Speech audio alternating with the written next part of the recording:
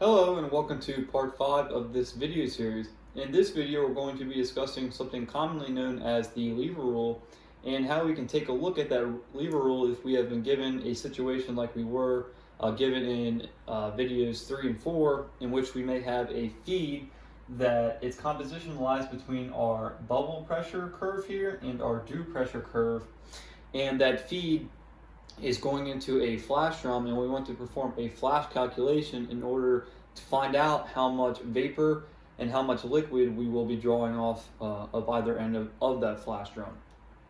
So before we start deriving the lever rule here and seeing what that will tell us, if we have a composition here of Z1 here, obviously between our curves, our X1 here will be equally horizontally across from that Z1. And our Y1, again, equally horizontally across on that curve there. So again, X1 would be the mole fraction of the liquid, and Y obviously being the mole fraction of the vapor. And again, having vapor down here and liquid up here if we have a constant temperature plot, and then obviously pressure on the Y-axis. So if we want to start here deriving the lever rule, the first thing that we start with is we say that our feed F is equal to the amount of liquid plus the amount of vapor. And writing this out for our feed here, we have FZ1 equals LX1 and then VY1. Again, X1 corresponding to the mole fraction of the liquid, hence why it's next to liquid, and then Y1 being the mole fraction of the vapor. And the next step here is we're going to plug this F expression down into here, so L plus V. So we'll have L plus V times Z1 equals LX1 plus VY1. And now what we'll go ahead and do is we'll just multiply out the terms. So we'll have LZ1 plus VZ1 equals LX1 plus VY1. And I'm just going ahead and space out with lines here the major steps of this derivation, just so it's a little bit easier to follow. But here what we'll want to do is separate out our liquid and vapor terms. So we'll have L times Z1 minus over here X1.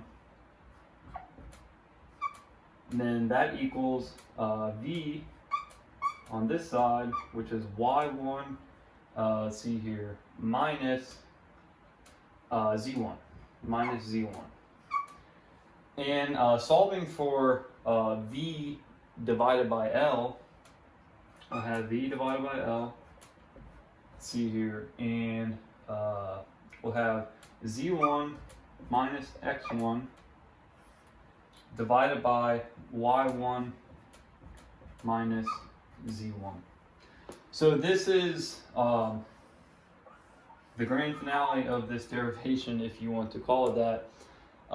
And what is so great about this is it tells us, if we were to have our plot here for our feed, this tells us the ratio of the amount of vapor to the amount of liquid here.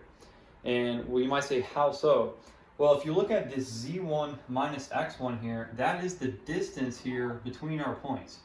So again, if we have this pot here, that's that distance, again, directly horizontal, the distance between X1 and Z1. And this Y1 minus Z1 gives us the distance between those points there.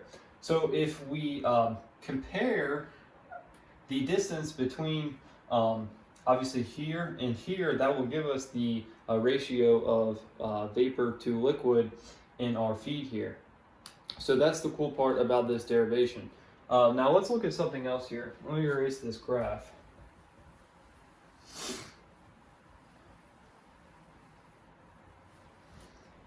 You just plot up a clean plot here.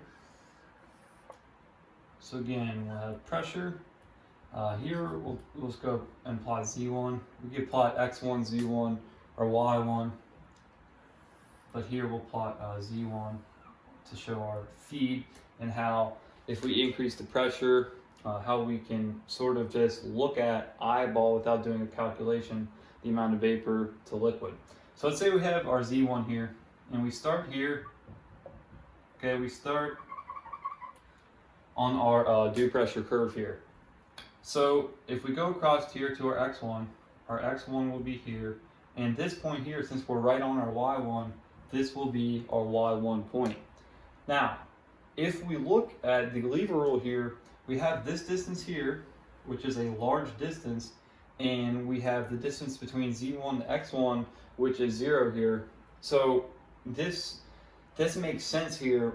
Writing this plot here tells us that the lever rule makes sense here, and even more so if we look, we increase the pressure even more so on our feed, and then we have a feed here, so just label that Z1, and horizontally across on our bubble pressure curve, I have X1 horizontally across on our dew pressure. We'll have Y1. Here again, see the ratio of this distance to this distance here. And just a reminder here, at our pass point here, this point here is when our, starting from all vapor, going to liquid, increasing the pressure, this is when the first liquid drop forms. Keep increasing the pressure, then we see this distance gets larger, so we can see down here, just eyeballing it. So let's say this is 4 to 2 here. Then we can see the ratio of vapor to liquid. And then obviously if we have our Z1 up here, our X1 will be that dot since we're on the bubble pressure curve, and our Y1 being over here, we will have a longer distance obviously, but I think you get the gist here. If we plot our composition here, obviously if we have values on our plot here, we can calculate that out perfectly, but even if we wanted to eyeball it, we can do that as well. So that will wrap up part 5 of this video series. We have now successfully derived the lever rule and show how we can use it and show its helpfulness if we have a plot with our constant temperature, pressure on the y-axis, and we want to look at our feed for a flash calculation. So thank you for watching.